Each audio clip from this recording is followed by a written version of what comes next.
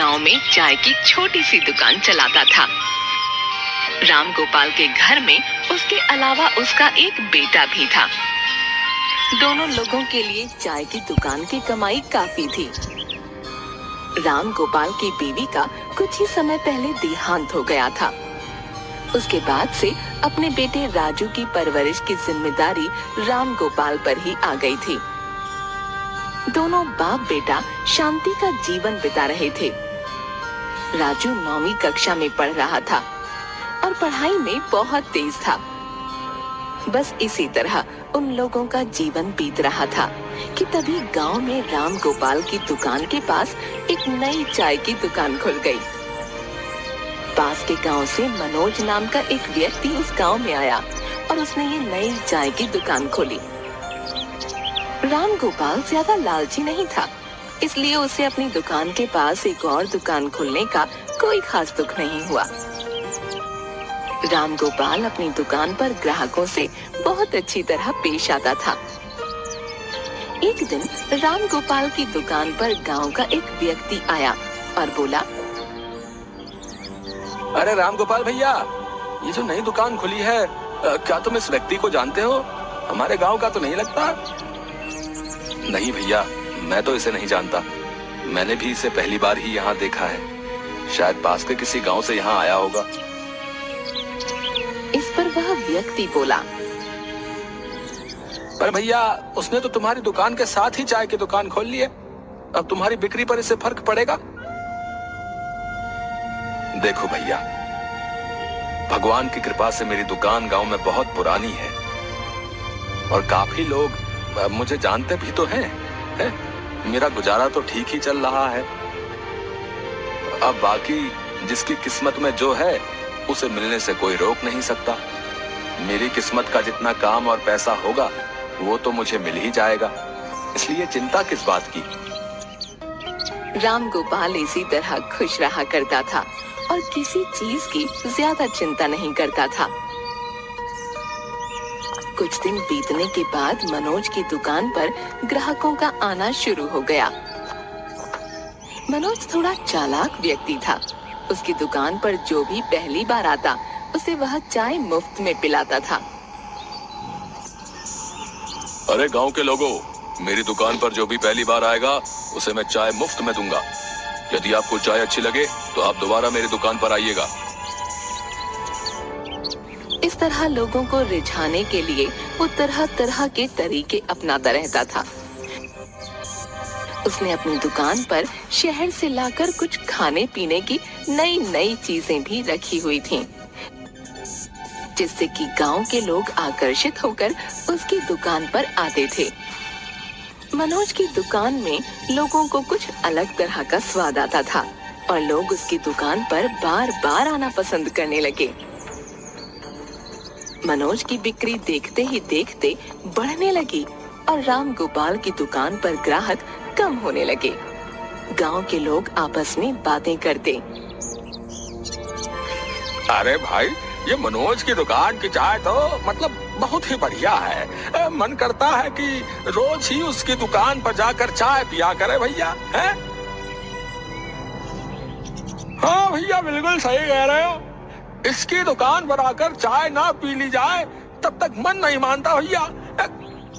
गांव में सभी लोगों को इसकी चाय बहुत पसंद आ रही है, तभी तो देखो इसकी बिक्री दिनों दिन बढ़ती जा रही है।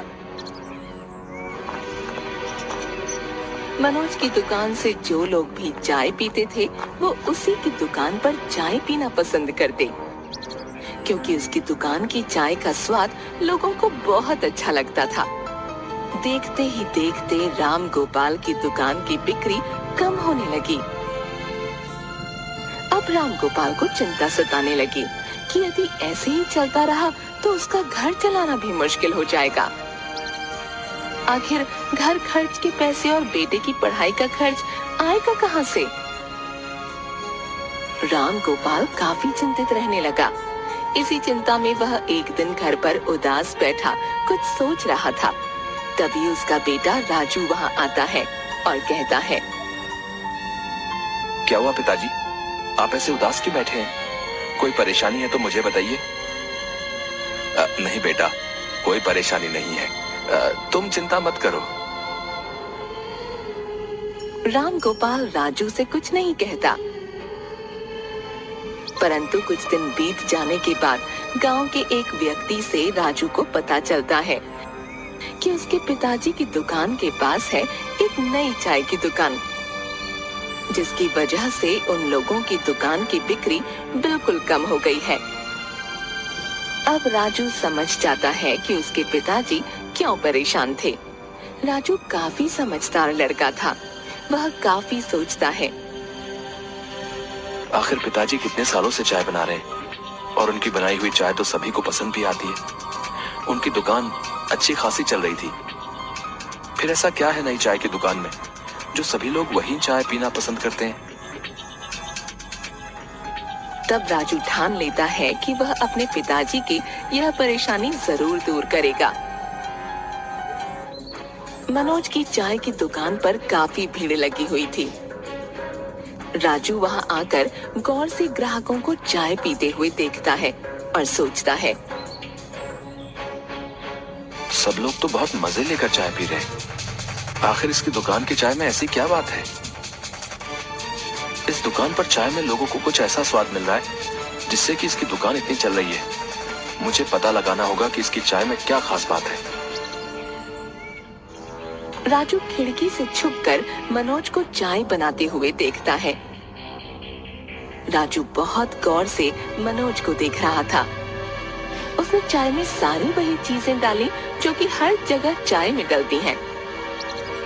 परंतु आखिर में उसने नीचे से एक हरा डिब्बा निकालकर उसमें से कुछ पाउडर सा चाय में डाला और वो डब्बा छुपाकर नीचे ही रख दिया।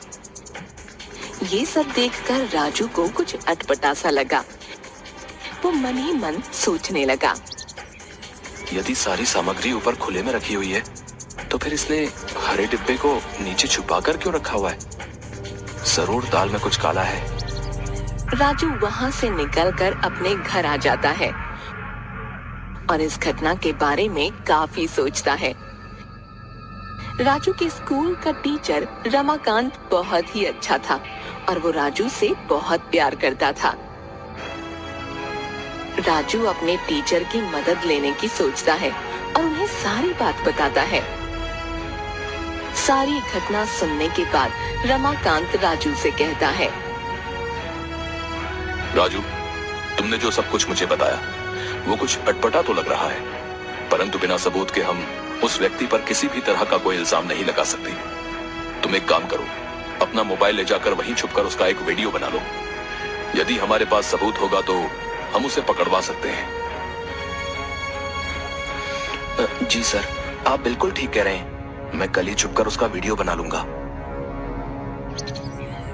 अगले दिन राजू पूरी तैयारी के साथ मनोज की दुकान पर जाता है और वही खिड़की के पास छुपकर खड़ा हो जाता है। मनोज की दुकान पर ग्राहकों की इतनी भीड़ होती है कि उसे कुछ पता नहीं चलता कि कोई उसे छुपकर देख रहा है। वह रोजाना की तरह ही चाय बनाने में व्यस्त था। पहले दिन की तरह ही मनोज ने चाय बनाने के बाद नीचे से हरा डब्बा निकालकर चाय में कुछ डाला और वो डिब्बा छुपाकर वहीं रख दिया। इस सारी घटना का वीडियो राजू ने बना लिया और वैसे ही अपने टीचर के पास गया। सर देखिए, मैंने वीडियो बना लिया है। आप ध्यान से देखिए कि मनोज इसमें छुपकर डिब्बे से क्या निकाल रहा है। रमाकांत उस वीडियो को ध्यान से देखते हैं और कहते हैं, हाँ राजू, तुम ठीक कह रहे थे। कुछ ना कुछ तो गड़बड़ है, जिस तरह से ये डिब्बा इतने नीचे छुपा कर रखा हुआ है। पर राजू, इसमें दिख नहीं रहा कि वो क्या चीज है। जब तक हमें ये पता नहीं चल जाता कि वो कोई गलत चीज है, तब तक हम किस तरह उसे पकड़वा सकते हैं। देखने में तो ऐसा ही लग रहा है कि जरूर कोई ना कोई गलत चीज है। हमें पक्के सबूत के लिए वो पाउडर हासिल करना होगा। यदि तुम हिम्मत दिखाओ तो ये काम हो सकता है। तुम उसकी दुकान पर जाकर मनोज की नजर से बचकर वो पाउडर का सैंपल ले आओ। पहले हम उसकी जांच करा लें। यदि कुछ गड़बड़ हुई तो हम कल ही पुलिस को लेकर पूरी तैयारी के साथ मनोज की दुकान पर जाएंगे और सारी बात का खुलासा करेंगे। राजू सारी बात समझ जाता है और अपने टीचर से कहता है, ठीक है सर, जैसा आप कह रहे हैं मैं वैसा ही करता हूँ।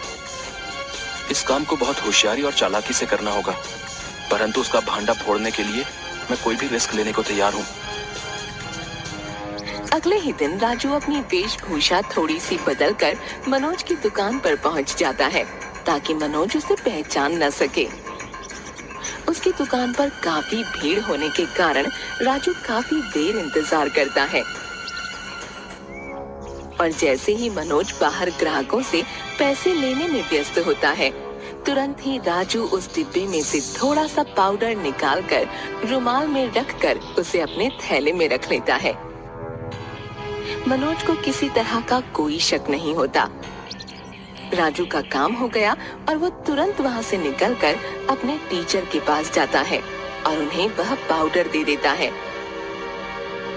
पाउडर की जांच करने पर पता चलता है कि वह नशे का पदार्थ है।